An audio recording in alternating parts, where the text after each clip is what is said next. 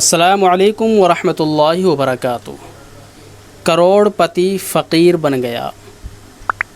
جی ہاں، حضرت مسیح اللہ خان صاحب رحمۃ اللہ علیہ ایک واقعہ سنایا کرتے تھے۔ ایک فقیر نے بھیک مانگنے کے لیے ایک مکان پر دستک دی۔ اس مکان میں میاں بیوی کھانا کھا رہے تھے۔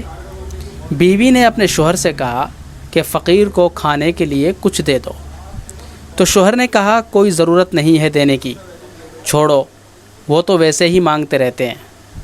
بہرحال وہ فقیر چلا گیا۔ اس کے بعد اس شوہر کے حالات بگڑنے لگے اور وہ مالداری کی سیڑھی سے فقیری کی طرف اترنے لگا، یہاں تک کہ اس کی نوبت آئی کہ وہ اپنے گھر کے سامان بیچنے لگا۔ اپنے گھر کا سامان اس نے بیچ دیا۔ پھر اس نے اپنی بیوی سے کہا، میں اب تم کو اپنے پاس رکھنے کی اور تمہارا خرچہ برداشت کرنے کی طاقت نہیں رکھتا، اس لیے میں تم کو چھوڑ دینا چاہتا ہوں۔ چنانچہ اس نے بیوی کو چھوڑ دیا۔ اس کے بعد اس عورت کی شادی کسی اور گھر میں کر دی گئی۔ وہ دونوں آپس میں ہنسی خوشی زندگی گزارنے لگے۔ کچھ دنوں بعد ایک مرتبہ ایسا ہوا کہ وہ دونوں بیٹھ کر کھانا کھا رہے تھے، تو ایک فقیر دروازے کے پاس آیا اور دستک دینے لگا۔ تو شوہر نے بیوی سے کہا کہ اس کو کچھ کھانے کو دے دو۔ عورت دینے کے لیے گئی تو فقیر کو دیکھتے ہی وہ زار و قطار رونے لگی۔ اس کے بعد اس کے شوہر نے پوچھا، کیوں، کچھ چھیڑ چھاڑ تو نہیں ہوئی؟ وہ کچھ بولی نہیں، صرف رو ہی رہی تھی۔ پھر اس نے کہا، بات یہ ہے کہ جو مانگنے کے لیے آیا تھا وہ اصل میں میرا پہلا شوہر تھا۔ ایک مرتبہ ہم دونوں کھانا کھا رہے تھے، ایک فقیر آیا مانگنے کے لیے۔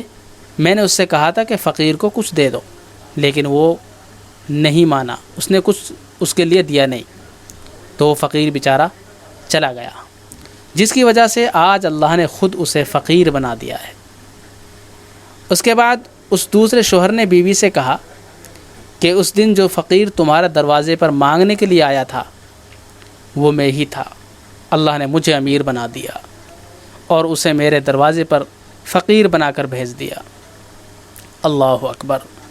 بھائیو، اس واقعے میں بڑی عبرت ہے کہ اللہ جسے چاہتے ہیں امیر بناتے ہیں، جسے چاہتے ہیں سیکنڈوں میں فقیر بنا دیتے ہیں۔